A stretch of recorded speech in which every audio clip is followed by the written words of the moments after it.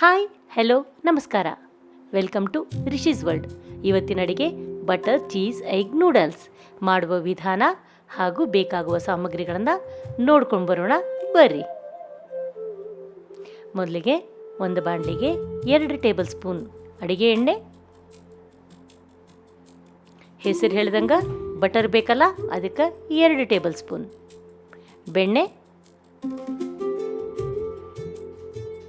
ಎಣ್ಣೆ ಮತ್ತು ಬೆಣ್ಣೆ ಎರಡು ಚೆಂದಂಗೆ ಕರಗಲಿ, ಅಂದರೆ ಅವೆರಡು ಕೂಡಬೇಕು.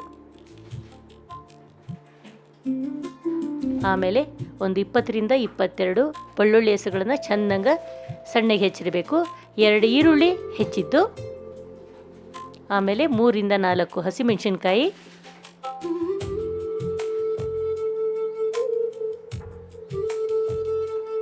1 ಕ್ಯಾರೆಟು ಚಿಕ್ಕದಾಗಿ ಹೆಚ್ಚಿಕೊಂಡಿರೋದು, 2 ಟೇಬಲ್ ಸ್ಪೂನಷ್ಟು ಬಟಾಣಿ, ಅರ್ಧ ಕ್ಯಾಪ್ಸಿಕಮ್, 1 ಟೊಮ್ಯಾಟೊ. ಇಷ್ಟನ್ನು ಚೆಂದಂಗೆ ಬಾಡಿಸ್ಕೋಬೇಕು. ಅದ್ರ ಮೇಲೆ ಸ್ವಲ್ಪ ಕೊತ್ತಂಬರಿ. ಒಂದು 3 ನಿಮಿಷ ಚೆಂದಂಗೆ ಬಾಡಿಸ್ಕೊಂಡಿದ್ನಂತ ಅದಕ್ಕೆ 4 ಗ್ಲಾಸ್ ನೀರು, ಆಮೇಲೆ ಮ್ಯಾಗಿ ಮಸಾಲೆ,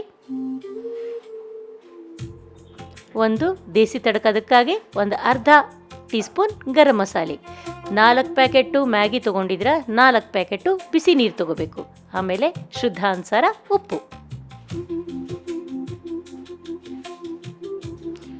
ನೀರು ಕುದಿಯುವಾಗ ಮತ್ತು 4 ಪ್ಯಾಕೆಟು ಮ್ಯಾಗಿ.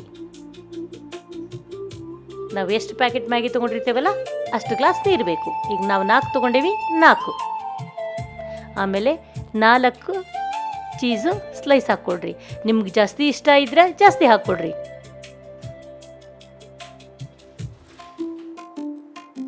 ಈಗ ಒಂದು ಬಾಣಲಿಗೆ 1 ಟೇಬಲ್ ಸ್ಪೂನ್ ಎಣ್ಣೆ, 1 ಟೇಬಲ್ ಸ್ಪೂನಷ್ಟು ಬೆಣ್ಣೆ, 2 ಕೂಡಲಿ ಅಂದರೆ ಬೆಣ್ಣೆ ಚೆನ್ನಾಗಿ ಕರಗಲಿ.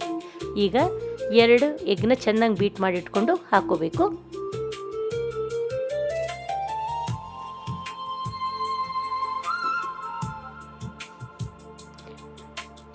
ಅದಕ್ಕೆ ಸ್ವಲ್ಪ ಕಾಳು ಮೆಣಸಿನ ಪುಡಿ, ಒಂದು ಅರ್ಧ ಟೀ ಚಮಚ,